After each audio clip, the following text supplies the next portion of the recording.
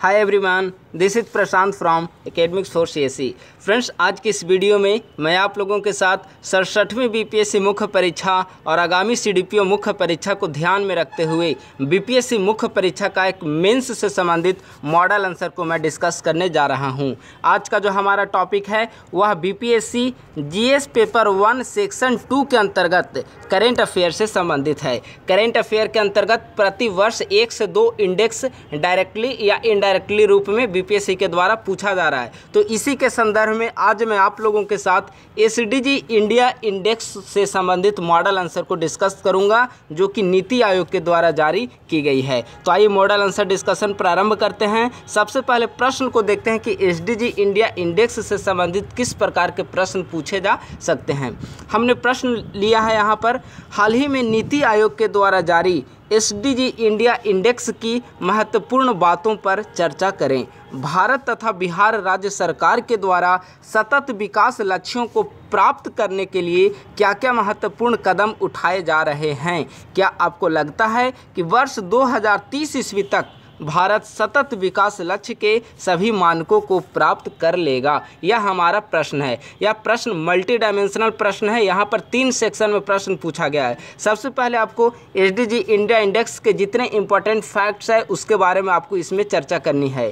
प्रश्न का दूसरा सेक्शन कह रहा है कि भारत और बिहार सरकार के द्वारा एसडीजी लक्ष्य की प्राप्ति के लिए कौन कौन से महत्वपूर्ण कदम उठाए जा रहे हैं, इस पर चर्चा करनी है। और प्रश्न का आखिरी सेक्शन, तीसरा सेक्शन कह रहा है कि क्या 2030 ईस्वी तक भारत एसडीजी लक्ष्यों को प्राप्त कर लेगा, यानी कि भारत की एसडीजी लक्ष्य प्राप्त करने की दिशा में क्या क्या जो महत्वपूर्ण पहल किए गए उसकी क्या क्या उपलब्धियां रही हैं, इस पर चर्चा करनी है। तो सभी मानक तो नहीं, लेकिन आप एक पैराग्राफ में कुछ महत्वपूर्ण मानकों के जरिए स्पष्ट कर सकते हैं कि क्या भारत 2030 तक एसडीजी लक्ष्यों को प्राप्त करने में सफल रहेगा या नहीं। तो इस तरीके से आपको 3 सेक्शन में प्रश्न का आंसर लिखना होगा। लेकिन सबसे पहले इंट्रोडक्शन देखेंगे और इंट्रोडक्शन के बाद एसडीजी इंडिया इंडेक्स के महत्वपूर्ण फैक्ट्स पर प्रकाश डालेंगे।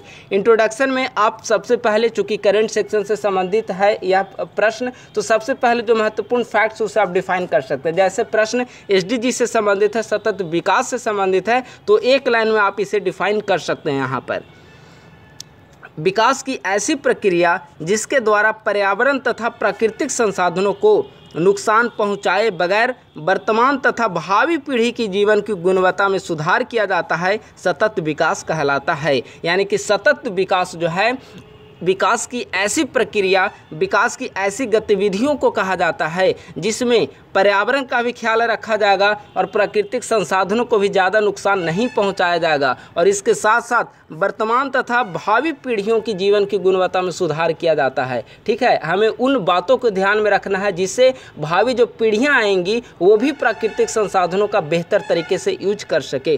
तो वह विकास की जो प्रक्रिया होती है, विकास की जो गतिविधि होती है, वह सतत विकास के नाम से जानी जाती है। हाल ही में नीति आयोग के द्वारा सतत विकास के लक्ष्यों की प्राप्ति से संबंधित एसडीजी इंडिया इंडेक्स 2020-21 तीसरा संस्करण जारी किया गया। यानी कि एसडीजी इंडिया इंडेक्स का तीसरा संस्करण था, नीति आयोग के द्वारा 2020-21 में जारी की गई है। तो यह संक्षेप में इंट्रोडक्शन है। करंट से संबंधित जो प्रश्न रहे उसके इंट्रोडक्शन मुश्किल से 2 से 3 वाक्य में लिखा जाता है। पहला वाक्य, अगर कोई वर्ड डिफाइन करने लायक हो तो उसका आप डिफिनीसन वहाँ पर लिख दें, जैसे आतंकवाद, गरीबी वगैरह हो तो आप डिफिनीसन लिख सकते हैं। उसके बाद दूसरा लाइन उसे डायरेक्ट आप करंट अफेयर से जोड़कर लिखें जो प्रश्न की डिमांड है। तो यह संक्षेप में इसका इंट्रोडक्शन है। अब एसडीजी इंडिया इंडेक्स की महत्वपूर्ण बातों को लिखने के लिए प्रश्न में कहा गया है कि नीति आयोग के द्वारा जारी एसडीजी इंडिया इंडेक्स के महत्वपूर्ण बातों को लिखें, महत्वपूर्ण बातों पर चर्चा करें। तो संयुक्त राष्ट्र संघ ने वर्ष 2015 ईस्वी में सहस्त्राब्दी विकास लक्ष्य के स्थान पर, जिसे शॉर्ट में कहा जाता है एमडीजी, ठीक है, मिलेनियम डेवलपमेंट गोल, एमडीजी के स्थान पर 17 नए सतत विकास लक्ष्य, पहले एमडीजी था उसके जगह पर अब 2015 ईस्वी में 17 लक्ष्यों के साथ एसडीजी सस्टेनेबल डेवलपमेंट गोल को रखा गया। तो 17 नए सतत विकास लक्ष्यों को निर्धारित किया गया, जिनमें गरीबी एवं भूखमरी की समाप्ति, बेहतर स्वास्थ्य एवं पोषण व्यवस्था, लैंगिक समानता, महिला सशक्तिकरण, स्वच्छ पेयजल, ऊर्जा सुरक्षा, टिकाऊ शहर आदि प्रमुख हैं। आप यहाँ पर सभी 17 मानक की भी चर्चा कर सकते हैं। ठीक है, लेकिन वो चूँकि आप टाइम टेकिंग होगा। आंसर में आप अगर 17 लक्ष्य याद है तो आप बिल्कुल आप वहाँ पर लिख सकते हैं, लेकिन हमने 17 लक्ष्यों को नहीं लिखा, कुछ महत्वपूर्ण लक्ष्यों को यहाँ पर बता दिया और लिख दिया आदि प्रमुख हैं।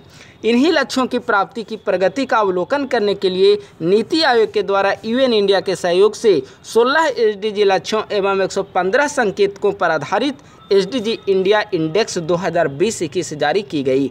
भले ही एसडीजी जो इंटरनेशनल लेवल पर संयुक्त राष्ट्र संघ के द्वारा जो एसडीजी लाया गया उसमें 17 लक्ष्य थे, लेकिन भारत के द्वारा नीति आयोग के द्वारा जो एसडीजी इंडिया इंडेक्स जारी की जाती है उसमें 16 एसडीजी लक्ष्य होते हैं और 115 संकेतक होते हैं।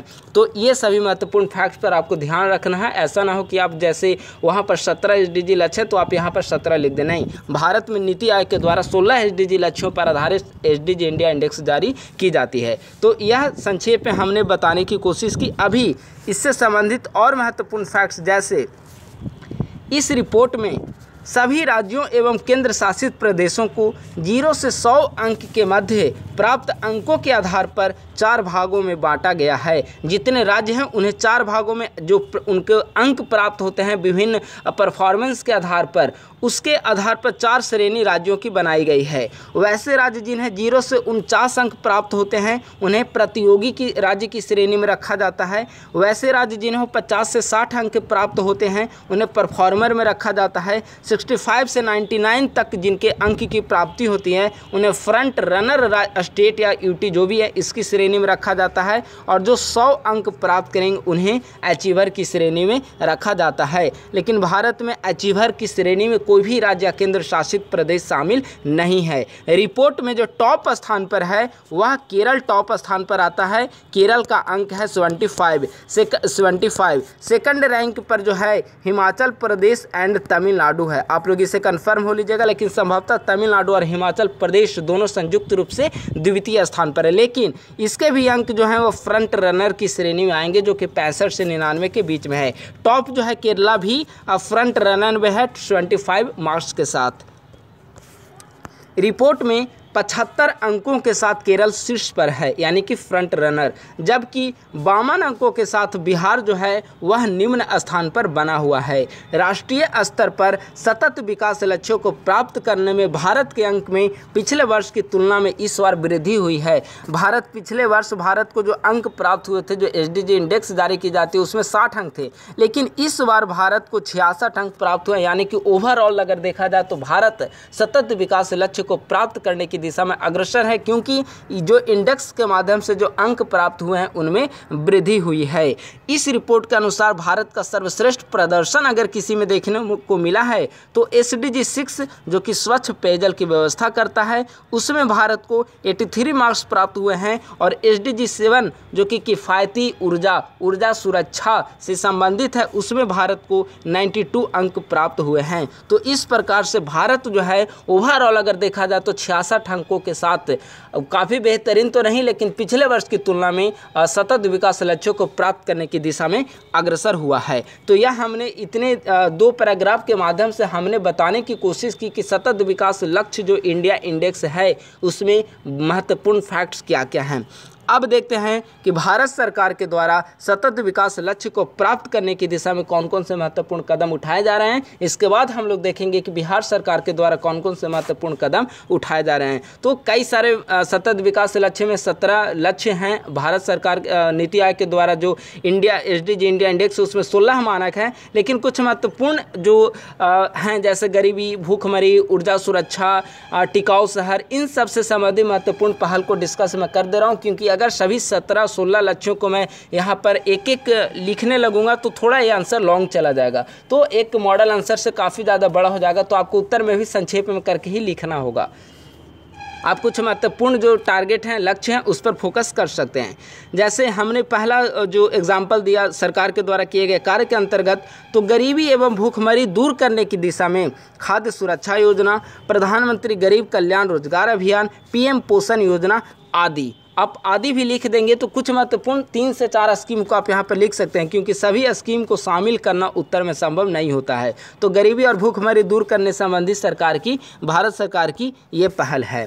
इसके बाद स्वास्थ्य के क्षेत्र में महत्वपूर्ण जो सबसे रिसेंट हैं उसे हमने शामिल करने का प्रयास किया। स्वास्थ्य के क्षेत्र में योगा कार्यक्रम के जरिए सरकार जो है वह एक स्वस्थ मानव संसाधन के डेवलपमेंट पर फोकस कर रही है। भारत सरकार की यही कोशिश है। तो इसीलिए आप देखेंगे कि 21 जून को प्रतिवर्ष योगा डे के रूप में मनाया जाता है। आयुष मंत्रालय का गठन किया गया है। इसमें आयुष्मान भारत योजना लॉन्च की गई है। इसके अलावा राष्ट्रीय डिजिटल मिशन भी लॉन्च किया गया, राष्ट्रीय डिजिटल स्वास्थ्य मिशन लॉन्च किया गया। तो कई सारे स्कीम भारत सरकार के द्वारा स्वास्थ्य के क्षेत्र में उठाया गया है। स्वच्छ पेयजल प्रदान करने के लिए 2024 तक सभी घरों में स्वच्छ पेयजल की आपूर्ति जो SDG 6 मानक है, जिसे अभी हमने ऊपर चर्चा भी की थी, सरकार ने इस पर काफ़ी ज़्यादा काम भी किया है। बिहार में भी आप इस क्षेत्र में काफ़ी ज़्यादा काम को देख पाएंगे।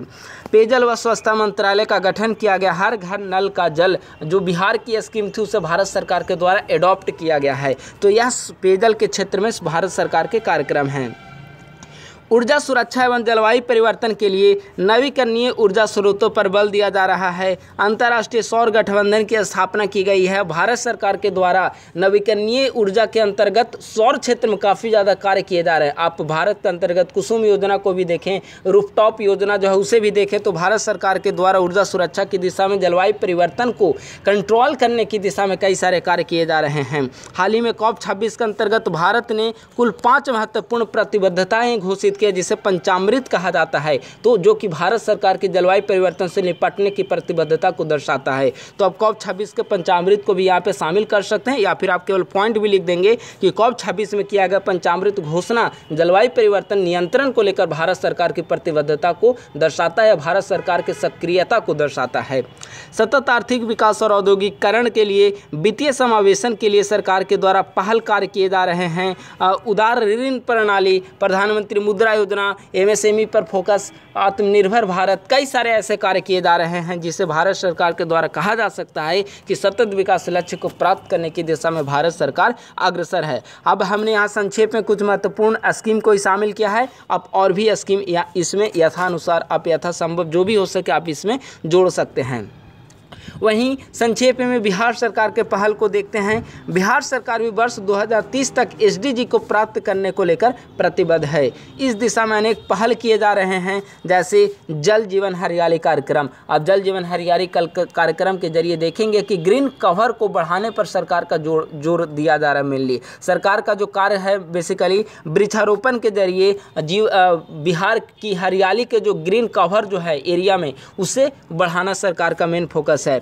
महिला सशक्तिकरण की दिशा में कहना ही नहीं, बिहार सरकार के कई सारे ऐसे स्कीम हैं जो महिला सशक्तिकरण से संबंधित है। मुख्यमंत्री कन्या उत्थान योजना, सरकारी नौकरियों में 33% आरक्षण दिया गया है। इंजीनियरिंग कॉलेजेज हैं, मेडिकल कॉलेजेज हैं, वहाँ भी नामांकन में इनकी 33% सीटें आरक्षित की जा रही है ना। पॉलिटिकल पार्टिसिपेशन, आप पंचायती राज PRI को भी आप इसमें शामिल कर सकते हैं, 50% आरक्षण दिया गया है। तो महिला सशक्तिकरण के लिए सरकार के द्वारा कई सारे ऐसे कार्य किए जा रहे हैं। आप विद्यालय स्तर पर भी कई सारे स्कीम को देखेंगे। वैसे महिलाओं को स्नातक स्तर तक की शिक्षाएं जो है मुफ्त देने की घोषणा की गई है। 50,000 रुपये प्रति वर्ष स्नातक करने वाली महिलाओं को दी जा रहे हैं। 12th करने वाले महिलाओं को भी वित्तीय सहायता दिए जा रहे हैं। तो कई सारे बिहार सरकार की ऐसे पहल है जो महिला सशक्तिकरण से संबंधित है, और कहीं ना कहीं महिला सशक्तिकरण भी SDG लक्ष्य की प्राप्ति से संबंधित है और बिहार सरकार की इस दिशा में प्रतिबद्धता को दर्शाता है।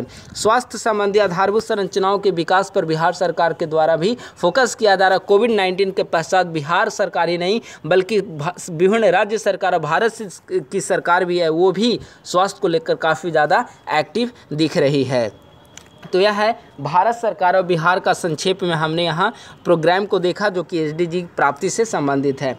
अब क्या आपको लगता है कि भारत 2030 ईस्वी तक SDG लक्ष्यों को प्राप्त कर लेगा? तो इसमें आपको अगर आपके पास आंकड़े हैं उपलब्ध जिसके आधार पर कहा जा सकता है कि हाँ भारत SDG लक्ष्यों को प्राप्त करने में सक्षम हो पाएगा, उनकी अभी तक क्या उपलब्धियां इस दिशा में रही है, अगर आंकड़े हैं तो आप आंकड़ों के साथ इसे आप दर्शाइए ताकि स्पष्ट हो सके आपके पक्ष में, उत्तर आपके पक्ष में जा सके।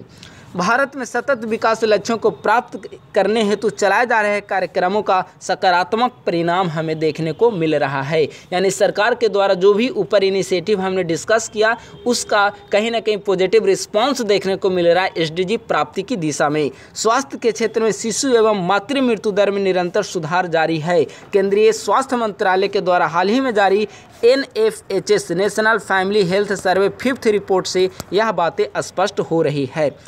स्वच्छ ऊर्जा की दिशा में भारत सरकार के द्वारा नवीकरणीय ऊर्जा स्रोतों के उपयोग पर बल दिया जा रहा है। भारत ने नवंबर 2021 में ही वर्ष 2030 तक गैर जीवाश्म ऊर्जा स्रोतों से अपनी स्थापित बिजली क्षमता का 40% हासिल करने का लक्ष्य रखा है। देखिए, जो पेरिस समझौता हुआ था जलवायु परिवर्तन से संबंधित, क्लाइमेट चेंज से संबंधित पेरिस समझौता, उसमें भारत ने एक लक्ष्य रखा था कि 2030 ईस्वी तक कुल ऊर्जा उत्पादन का 40% ऊर्जा का उत्पादन गैर जीवाश्म स्रोतों से किया जाएगा। और भारत ने 2030 के बजाय 2021 में ही भारत ने इस लक्ष्य को प्राप्त कर लिया, जो कि ऊर्जा के क्षेत्र में एक महत्वपूर्ण उपलब्धि है और जलवायु परिवर्तन नियंत्रण को लेकर भारत की प्रतिबद्धता को दर्शाती है। तो आप इसे जरूर शामिल करें। इसके अलावा COP26 में हाल ही में भारत ने यह लक्ष्य टारगेट किया है कि 2030 ईस्वी तक गैर जीवाश्म ईंधन स्रोतों से 500 गीगावाट स्थापित बिजली क्षमता प्राप्त करने के लिए हम प्रतिबद्ध हैं।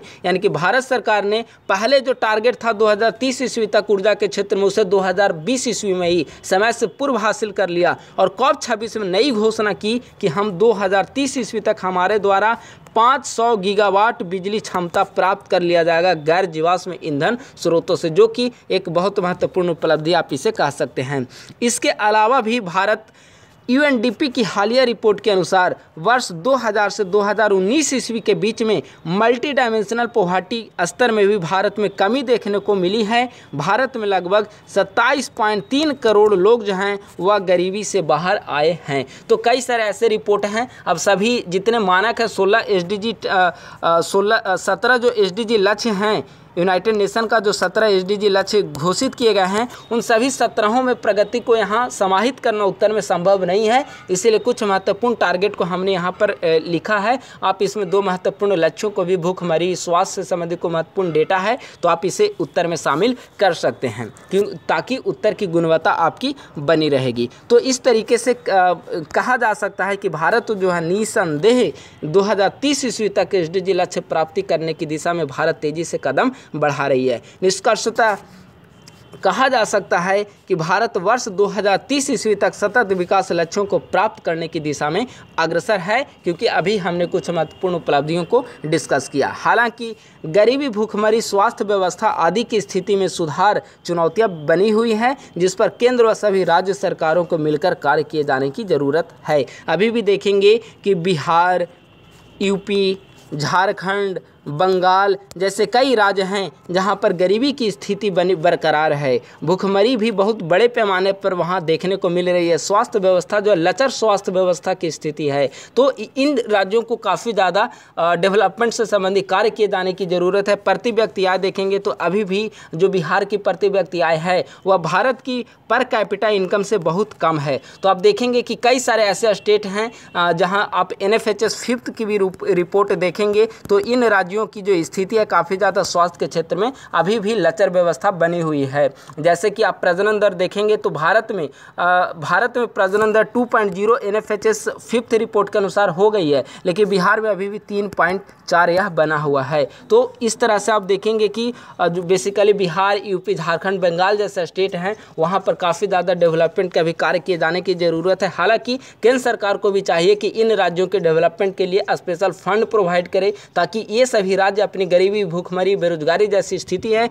उस पर कंट्रोल कर सके और निसंदेह वर्ष 2030 ईस्वी तक SDG लक्ष्य प्राप्त करने की दिशा में आगे बढ़ सके, ताकि एक समतामूलक, स्वतंत्रता पर आधारित सामाजिक न्याय पर आधारित हमारा सोसाइटी का निर्माण हो सके और सतत विकास लक्ष्य को प्राप्त कर भारत जो है डेवलपमेंट काफ़ी ज़्यादा डेवलप कर सके। तो इस तरीके से यह हमारा आज का मॉडल आंसर फिनिश हुआ। आज के इस मॉडल आंसर में हमने SDG इंडिया इंडेक्स के कुछ महत्वपूर्ण बातों, भारत सरकार और बिहार सरकार के द्वारा किए गए महत्वपूर्ण प्रयास और क्या भारत 2030 ईस्वी तक एसडीजी लक्ष्यों को प्राप्त कर लेगा, इन महत्वपूर्ण प्रश्नों से संबंधित मॉडल आंसर को हमने डिस्कस किया है। मुझे उम्मीद है कि हमारी यह वीडियो आपको पसंद आई होगी। इसे लाइक, सब्सक्राइब और शेयर करना ना भूलें। अधिक से अधिक संख्या में अपने दोस्तों के साथ, अपने फ्रेंड सर्किल में इस वीडियो को, हमारे यूट्यूब चैनल को पहुंचाएं ताकि ज़्यादा से ज़्यादा लोग हमारे इस कार्यक्रम का लाभ ले सकें और बीपीएससी मुख्य परीक्षा में अपनी सफलता को सुनिश्चित कर सके। थैंक यू सो मच, बहुत बहुत धन्यवाद।